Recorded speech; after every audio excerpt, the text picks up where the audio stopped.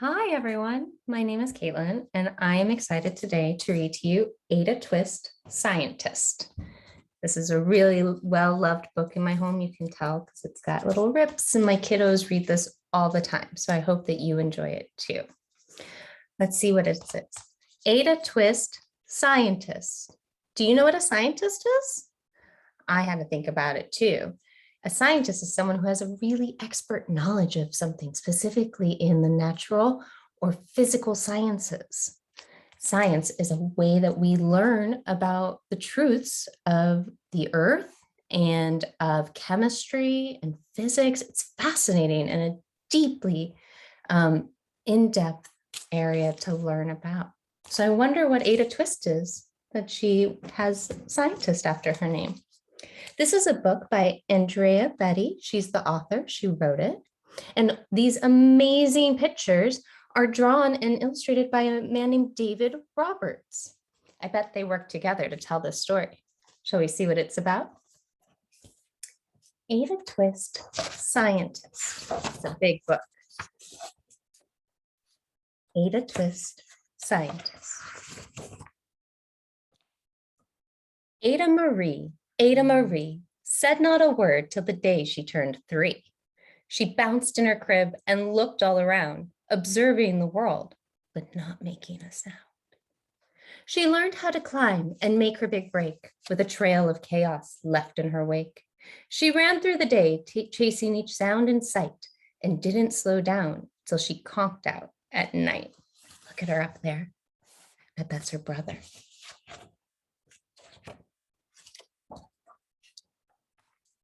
Her parents were frazzled, but tried not to freak as Ada grew bigger and still did not speak. Clearly, young Ada, with lots in her head, would have something to say when it ought to be said. Do you know what frazzled means? It means being a little flustered or a little undone. That's just what happened when Ada turned 3. She tore through the house on a fact-finding spree and climbed up the clock just as high as she could. Her parents yelled, "Stop!" as all good parents would. Ada's chin quivered, but she did not cry. She took a deep breath and simply asked, "Why?"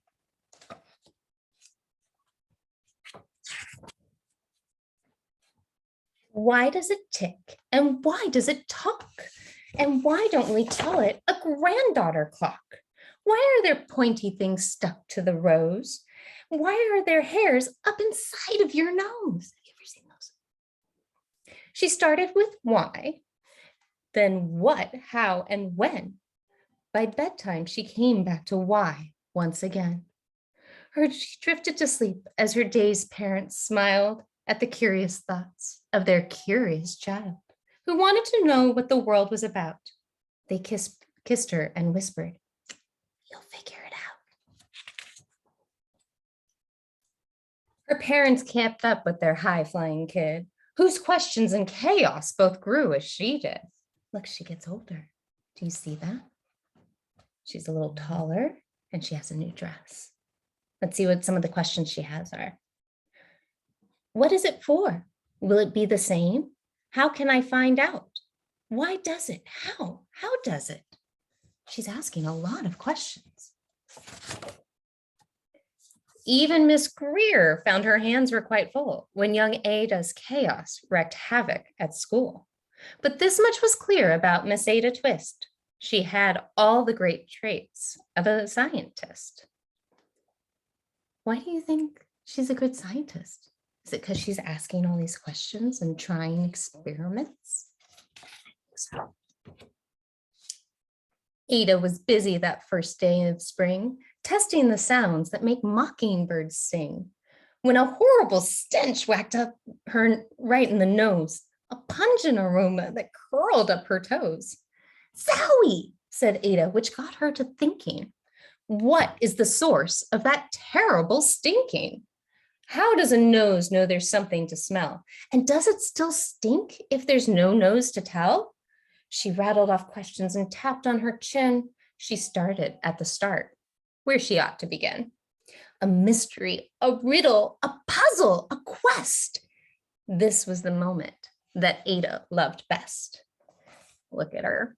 She's trying to stop the smell in her nose. Can you guess what the smell might be? And mystery, riddle, puzzle, quest. They all kind of have the same idea. She's trying to figure something out, right? Let's see what she does. Ada did research to learn all she could of smelling and smells, both stinky and good. One hypothesis Ada thought could be true. The terrible stink came from Dad's cabbage stew. She tested and tested, but soon Ada knew it was time to come up with hypothesis 2. Do you know what a hypothesis is? It's when we have an idea of what might happen, and so we experiment, test to see if it's true. Then Zowie, the stink struck again, just like that. Hypothesis 2. It's caused by the cat. The cat couldn't make such a stink on its own. It needed perfume and some fancy cologne. So young Ada tested. The test was a flop. She started again, but her parents yelled, "Stop!" Why do you think her parents yelled stop? It's probably because she was trying to put the cat in the washing machine, right? Is that where cats go? No. Ada Marie, to the thinking chair now. By the time we count 3. Enough, said her mother. That's it, said her dad. Her parents were frustrated, frazzled, and mad. Why? Ada questioned. Her mother said, no. What? Ada queried. Her father said, go. You ruined our supper. You've made the cat stink. Enough with your questions. Now sit there and think. She looked at her parents. Her heart turned to goo. Poor Ada Twist didn't know what to do. Have you ever done something where your parents yelled stop? Maybe sometimes it's good to listen. She sat all alone by herself in the hall, and Ada once more could say nothing at all. I wonder what she's thinking about.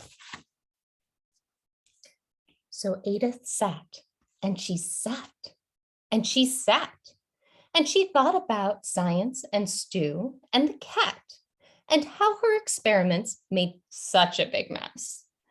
Does it have to be so? Is that part of success? Are messes a problem? And while she was thinking, what was the source of that terrible stinking? Ada Marie did what scientists do. She asked a small question, and then she asked 2.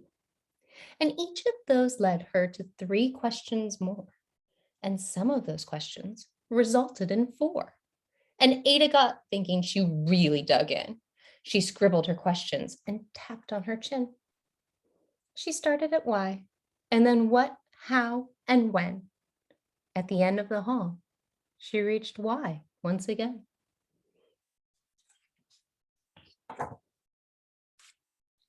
Her parents calmed down and they came back to talk. They looked at the hallway and they just had to gawk. No patch of bare paint could be seen on the wall. The thinking chair now was the great thinking hall. They watched their young daughter and sighed as they did.